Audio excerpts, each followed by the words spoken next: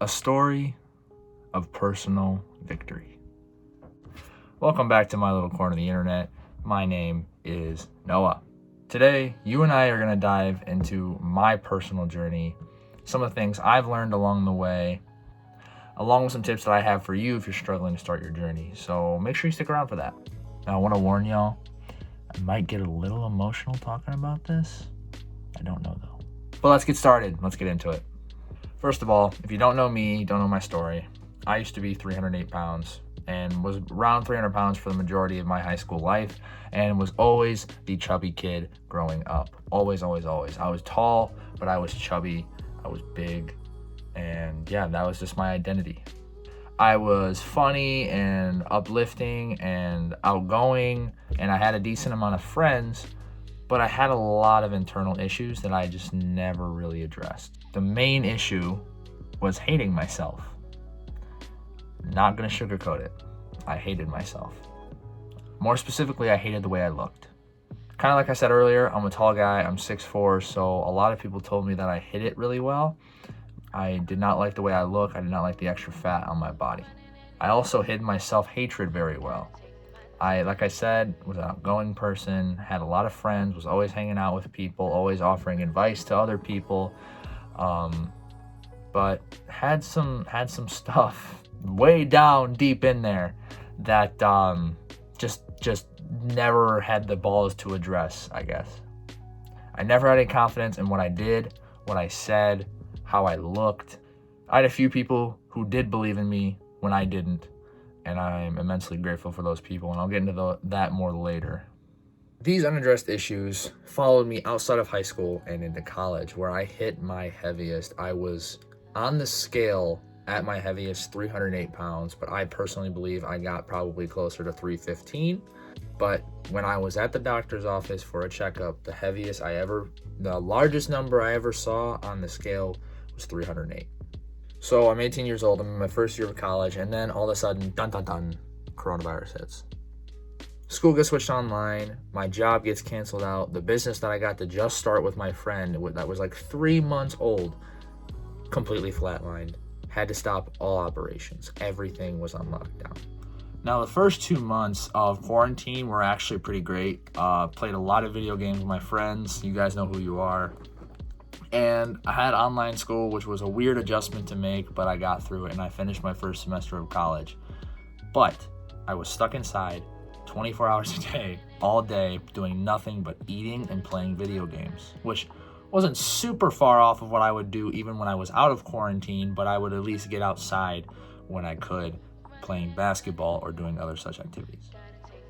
And this quarantine bliss was really fun all until it wasn't. Once online school finished and the video games started getting kind of boring, I had all the time in the world and nothing to do with it. I was in the absolute worst shape of my life. I was stuck inside all day, and I was determined to make that somehow a positive. So this is when I started. This is when I started my weight loss journey. April 17th to be exact. Here's a picture of how I looked. I was big. How I started, I eased into working out again from home. I had one 35-pound dumbbell that I used every single day. It wasn't much, but it's all I could use. Now, that picture I showed earlier, that's what I was starting with. I wish I took more. If you're on TikTok, you've seen that progress picture a million times. But unfortunately, I only took that one because, like I said, I hated the way I looked. I was unsure of my ability to do this. And I was insecure holding on to that one picture of me shirtless on my phone. One picture of me shirtless hidden in like the hidden folder or whatever. And I was still insecure about having it on my phone. I hated myself and I hated my body, more specifically, that much. So from there, I had my progress pictures taken. I start easing back into working out. I try to monitor what I'm eating, not taking it super seriously, but just making small, subtle changes because I had tried to lose weight a zillion times beforehand, all unsuccessful, obviously. But yeah, I just did a slow ease into just kind of getting back into fitness in general. Then I developed a routine that I did every single day for the entire summer and then on afterwards as well. I did this routine almost every day with my neighbor, Marcus. Here's a picture of Marcus. I love you, buddy. He is a huge part of my weight loss journey. I'll probably make an entire video about him eventually in the future. This was my support partner. This was my guy that I ranted to. This is one of my best friends. This man is like a brother to me. And he, who is a couple years younger than me, also wanted to lose some weight. So we decided to do this journey together. And every single day from June to, I believe, August, we got outside early in the morning, we ran a mile, we biked 2 miles, and we swam for about 45 minutes to an hour. It varied. But every single day we did at least that on top of a weight training session at the very beginning. We were big guys. That was a lot for us to do. That routine became my life. Is that sustainable? Absolutely not. But it was the middle of quarantine, and that was what it took for me to stay dedicated to what I wanted to do. As I started doing this dedicated exercise routine, I started going on TikTok and YouTube, and I was studying the nutritional side of everything. Because that was the one part, no matter how many times I tried to lose weight beforehand, I never got right. I always had a very poor diet and a very poor relationship with food. I binge ate a lot. Then I finally figured out and discovered the magical words, calorie deficit. And from then on, it got crazy. Once I figured out that it's all about calories in versus calories out, I really got really intense about my nutrition. I gave myself a set amount of calories that I knew was going to be a severe deficit, which was a mistake saying that now. It was a mistake to eat as little as I did. I can't go back and unchange what I did, but we'll get in that in a second about why that was a mistake. But anyway, I was severely under eating. I was eating very clean, just the volume of food that I was eating was just not enough on top of working out all the time. So the weight naturally shed off quite quickly. So from then on, I was meal prepping every day. I was working out like a dog every day. I had nothing else to do. Then I started experimenting in the kitchen. I started finding new recipes, and that's when things got fun. I fell in love with cooking. I fell in love with nutrition. So this routine of eating severely underneath what my maintenance was and working out like a dog every single day for like 3 hours a day, that continued all the way up until August. Then Marcus had to go back to school. Marcus was in high school. He was preparing for his senior year. Not too long after that, my gym finally opened back up. And I had been weight training a lot since then, on and off, for the last few years, and I genuinely liked lifting weights, so I was super excited. That first session back in the gym was heaven. But then I realized something. I lost a lot of strength. And it wasn't just because I was out of the gym for several months. I was severely under eating and doing excessive cardio. I lost a significant amount of muscle. When I found that out, I was pretty disheartened. I wasn't devastated because I was still happy with the amount of fat that I had lost as well. But I wasn't happy with where I was with my body because I had lost a lot of weight, which was good, but I was sacrificing muscle to do so. So I knew that I needed to make a change. It was from here that I discovered how to reverse diet, which basically just means incorporating a small amount of calories, eating more slowly over time to let your metabolism adjust. So I did that and finally got onto a proper deficit that was healthy for my body, that was not severely under eating and actually fueling myself. This was a big breaking point for me because this is when I really fell into the love for nutrition and weightlifting and protein. I discovered the impact of protein and all these other things. They all started tying together really well, and I really understood what I was doing. I started seeing some amazing progress, and I started documenting my journey on TikTok after I think about 40-ish pounds lost. Now look at where that got me. Thank you for 17K, by the way. That's insane. And from then on, it's been virtually the same routine.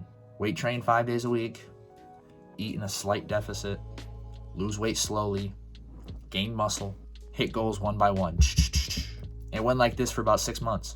And I felt great, I looked great, I was hitting my goals left and right. And now today, this is actually the first week of me eating at my maintenance calories, which means I am no longer losing weight and I am focusing on building muscle slowly in a slight surplus or at maintenance. Which is really cool to say because I had been in a deficit for over a year.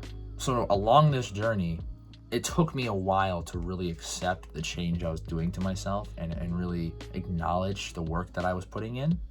I was liking the way I was looking, but I really wasn't taking the time to appreciate all of the work that I was doing.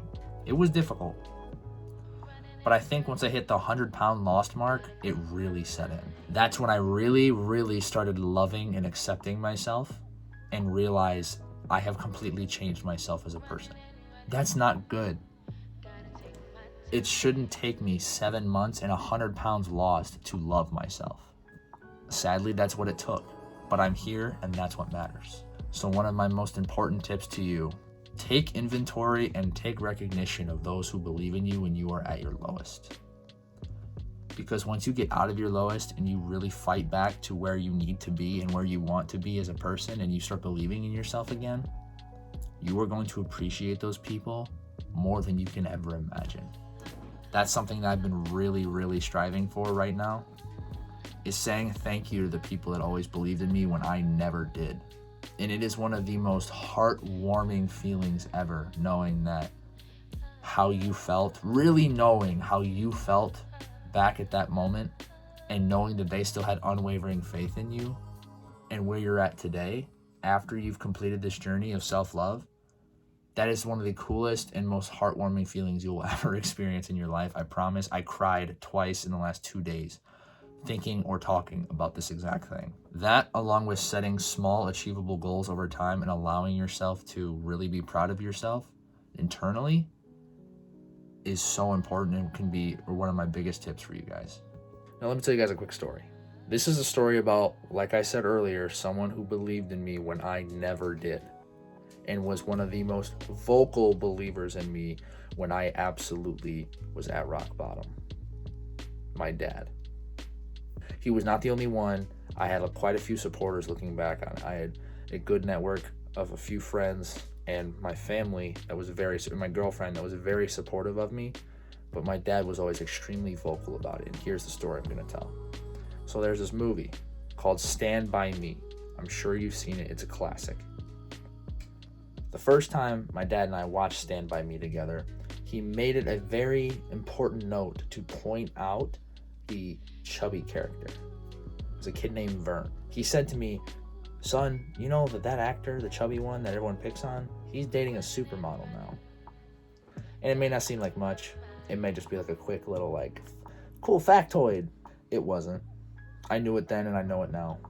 That character, Vern, was the biggest guy out of the friend group. He got picked on a lot and was frequently the butt of the joke. Just like me. He didn't believe in himself. Just like me. But the reason my dad said that wasn't to be funny about, "Oh, you can date a supermodel, Noah." He was taking something that he knew seemed so impossible to me and was trying to show me that it is possible. He's the chubby kid, and now he's not chubby anymore. He's very successful, and he's dating a very beautiful woman. And he's happy. That's what matters most. How does that connect to me? Looking back on it now after I've made this journey, I'm not done, by the way, but from how far I've came, looking back at what my dad said with that is so enlightening, because Vern, or the actor that played Vern rather, was chubby, didn't have any confidence in himself, or he played a character that didn't have any confidence in himself, and now he's wildly successful, has a beautiful wife, and a bunch of really good, a family. That seemed impossible to me. Those things seemed impossible to me, for both him and for me. I am the chubby kid from high school that didn't have any self-love, that is now helping people lose weight and is going to turn it into a career. That is my personal victory.